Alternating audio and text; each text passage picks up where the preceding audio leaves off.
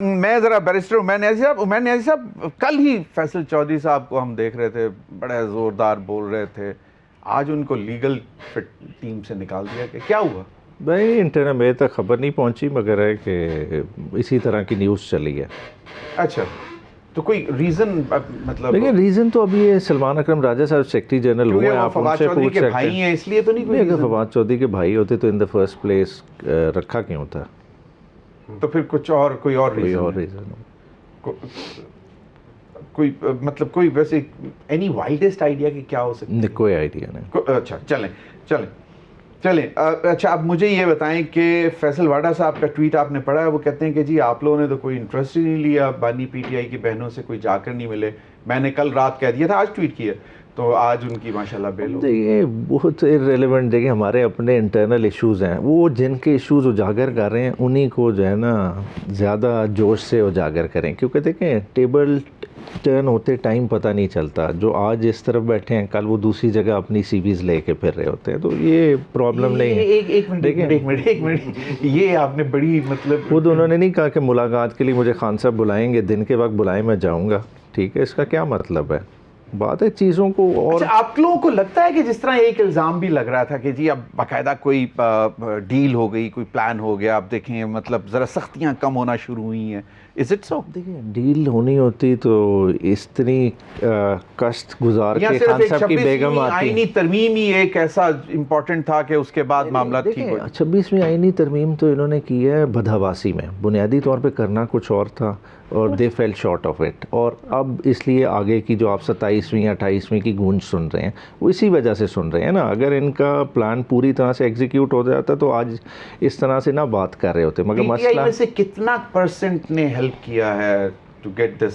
5 बंदे ओपनली गए हैं, 5 बंदे ऑन रिकॉर्ड हैं, ठीक है, जिनका नाम भी सबको पता है। और चलें आज़ाद कर लें, जिस तरह क्लेम कर लें, बात है देखें उन्होंने एसआईसी के भी नहीं दिए ओवरऑल। नहीं, एसआईसी के एफिडेविट्स आज भी मौजूद हैं, नहीं हमारे पास मौजूद हैं, लेकिन उन्होंने जमा नहीं कराया इलेक्शन कमीशन। वो तो हमने जमा कराने ना। बात है कि हमने देखें चौधरी इलियास का एफिडेविट लेके गए, ठीक है, नहीं इलेक्शन कमीशन ने एक्सेप्ट किया, इलेक्शन कमीशन ने उसे काफ लीग का डिक्लेयर कर दिया, इसी तरह आदिल बाज़ाई का नून लीग का डिक्लेयर कर दिया। इधर तो बहुत बड़े बड़े तमाशे हुए, मगर चलें कतई नज़र, मगर मसला ये है देखें आपने किया गया, इस अमेंडमेंट से हासिल क्या किया। ओवरऑल देखें आपने मोर कन्फ्यूजन कॉज कर दी। आपने एक देखें एक हेड होता है किसी भी इंस्टीट्यूशन का, वो ऑल पावरफुल होता है, वो internal day to day working चीज़ें डिसाइड करता है स्ट्रेटेजिकली और अपने एक निज़ाम को लेके चलता है। आपने अदलिया के अंदर ही 2 कैंप्स बना दिए हैं, मतलब चलें अभी ठीक होगा, आपने एक CJP डेजिग्नेट कर दिया, एक कॉन्स्टिट्यूशनल हेड कर दिया, कल को इनकी जब इंटरनल लड़ाई बनेगी उस वक्त क्या होगा? बात है अजीब व गरीब आपने डिवाइड कर दिया। आप अदलिया को ट्रीट ऐसे कर रहे हैं जैसे कि वो आपका कोई महकूम महकमा है। बात है रियासत का सतून है, अदलिया को अपनी पॉलिटिक्स से बाहर रखें। हम लड़ते रहेंगे, आगे भी लड़ेंगे, देखिए क्योंकि हमारे आइडियोलॉजिकल डिफरेंसेस हैं, वो हमें अपनी टर्फ पे रखने चाहिए। बात है मनपसंद जजेस की बात होती है, बात है ये सारों ने भुगता हुआ है। ओवरऑल आप कहें जुडिशरी के कोई अच्छे हालात नहीं है और ना ही अच्छे होंगे जिस तरह का हम दोबारा से सिलेक्शन करने जा रहे हैं। तो पीटीआई क्यों नहीं एक लार्जर जुडिशियल रिफॉर्म्स इंट्रोड्यूस कराती पार्लियामेंट में, दैट लाइक यू नो जो रूट लेवल की जुडिशरी से शुरू करके टॉप तक हो? ये जो आपने लफ्ज़ यूज़ किया ना रूट लेवल की, बात है नीचे से स्टार्ट तो करें। आप कह रहे हैं कहते हैं कि ट्रिकल डाउन इफेक्ट ज़्यादा बेहतर होता है instead of like you know to push the things from below and push them up. नहीं, बंदे को कैंसर हुए और आप उसका हेयर ट्रांसप्लांट करने पे लगे हुए हैं। बात है टॉप से क्या हो जाएगा? ओवरऑल नीचे देखें 22 लाख से ज़्यादा केसेस आपके नीचे फंसे हुए हैं, लोगों को नीचे नहीं, ओवरऑल देखें ना ये टॉप पे लगे हुए हैं ना, तो उस तरह का मसले देखें इस तरह से नहीं टैकल होंगे। ओवरऑल आपको लोअर साइड पे देखना पड़ेगा। लोग आजकल जाते ही नहीं अदालतों में, किस वजह से नहीं जाते थे कि 15,000 की कोर्ट फीस लगानी पड़ेगी, वकील को फीस देंगे, 6 महीने बाद वो इंटरेस्ट छोड़ देगा, फिर अगला वकील करेंगे, कोई ना कोई ऑर्डर चैलेंज होगा, मतलब लोगों के उस तरह के मसले मसाइल। तो आपके पास इतने अच्छे लीगल माइंड्स हैं, so why don't you propose some solid things that can be introduced, देखें ताकि आम आदमी की परेशानियां खत्म हो। एंड आई होप कि barrister Aqeel would second that और आप लोगों के साथ खड़े हो जाएंगे कि जी ये बड़े अच्छे रिफॉर्म्स हैं, we should carry them out. के माहौल में प्रपोज करें जहां आप कह रहे हैं कि ओपन माइंड से लोग काम कर रहे हैं पर हाथ और पैर लोगों के बांधे हुए हैं। देखें आपने इसके वोट लेने के लिए क्या क्या नहीं किया, देखें सेनेटर्स की वीडियोस सारा आपके सामने है।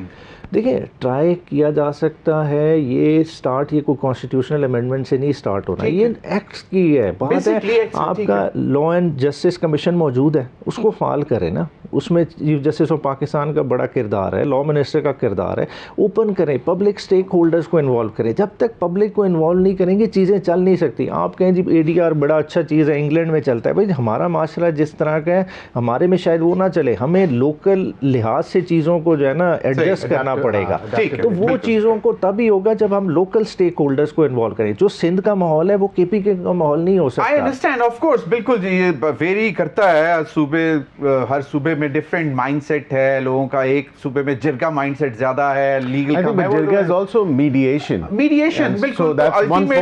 अल्टीमेटली तो वैसे सब कुछ मीडिएशन की तरफ चला जाना चाहिए, कोई फैसला आना नहीं चाहिए कोई किसी के हक में ना किसी के खिलाफ।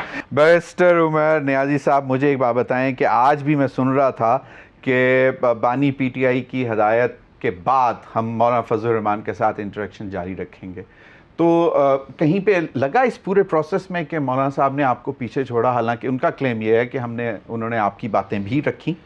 अच्छा, बुनियादी तौर पे देखिए पॉलिटिकल एंगेजमेंट तो पहले भी जारी था और जैसा आपने कहा जारी रहेगा, मगर हमारी उस एंगेजमेंट में कोशिश क्या थी? देखिए हम खाली ये बावर कराना चाह रहे थे कि जिस तरफ जा रहे हैं ये डोमेन हमारा नहीं है जिसमें हम इंटरफेयर करना चाह रहे हैं। देखिए पार्लियामेंट के पास बिल्कुल इख्तियार है, ये हम नहीं कहते कि इख्तियार नहीं है, अमेंडमेंट भी कर सकती है, एक्ट भी ला सकती है, मगर जिस डोमेन में इंटरफेयर कर रहे हैं ना उधर इंटरफेयर करना नहीं बनता। ये डायरेक्ट इसको लिया जाएगा अदलिया पे हमला। और इसी वजह से आप देखें कि यूनाइटेड नेशन का वर्किंग ग्रुप हो वो भी क्या कह रहा है और इर्द गिर्द से आवाज़ें क्या आ रही हैं कि आपने जो बेसिक सेफ गार्ड से वो भी खींच लिए हैं और इसमें आम बंदे पे उसके असरात आएंगे। जब देखें एक बेंच की कॉन्स्टिट्यूशन, बड़ी बातें की जाती हैं कि जो भी मैसेजेस आ रहे हैं उसमें ह्यूमन राइट्स का इशू बहुत ज़्यादा मतलब हाईलाइट किया जा रहा है। Where do you see that is being देखें आप देखें दुनिया में जजेस की सिलेक्शन का स्ट्रिंजेंट क्राइटेरिया है, पार्लियामेंट्स की भी इन्वॉल्वमेंट आती है, अमेरिका की एग्जांपल दी जाती है, ठीक है, मगर अमेरिका के अगर पार्लियामेंट उसमें कर रही है स्क्रूटनी तो वो पार्लियामेंट एग्जीक्यूटिव का हिस्सा नहीं है। यहाँ एग्जीक्यूटिव के लोग बैठे हुए हैं हमारी पार्लियामेंट में, मिनिस्टर्स इसी पार्लियामेंट से बनते हैं। अब उन्हीं की पिक एंड चूज़ पे, उन्हीं की सवाबदीद पे आप रख देंगे बेंचेस की कॉन्स्टिट्यूशन कि बेंच उन्होंने बनाना है और उसी बेंच पे केसेस किसके लगने हैं? हुकूमत वक्त के।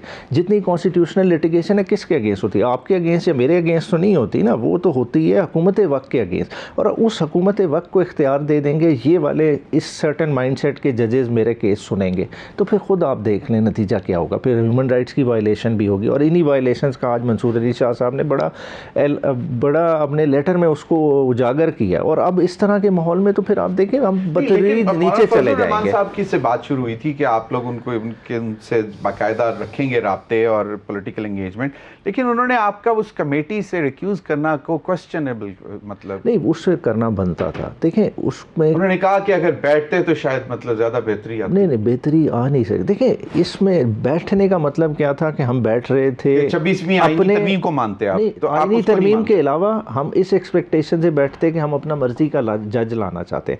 बात है 3 जजेस में से आपने सिलेक्ट किया, क्या सिलेक्शन क्राइटेरिया, क्या आवाम को पता है?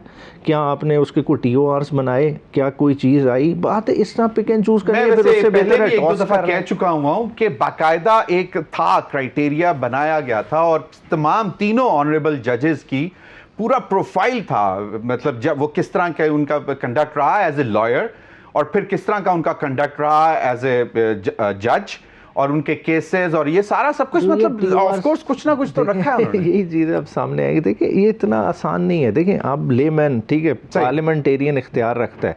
बात है किसने मंसूर अली शाह साहब की जजमेंट्स पढ़ी हुई हैं, किसने याया अफरीदी साहब की जजमेंट्स पढ़ी हुई हैं। बात है ये डोमेन ही एक डिफरेंट तरह का है, इसको डिफरेंट तरह से लेना चाहिए। देखिए फ़र्क आता है। नून लीग बड़ा जो है ना उस वक्त प्रमोट करती है, आज जिस तरह कहते रहे इफ्तिखार चौधरी साहब के दौर पर कहते रहे सारा बेनिफिट तो इन्होंने नहीं उठाया, सारी जजमेंट्स इनकी फेवर में आई, तो आज आप करते रहें जितना क्रिटिसाइज। वैसे शैला साहब ने पहले भी बोला था कि पहले एक अदलिया ऐसी मौजूद थी कि जो कि जब चाहती थी किसी भी वजीर आजम को खड़े पैर कहती थी कि आप घर चले जाएं।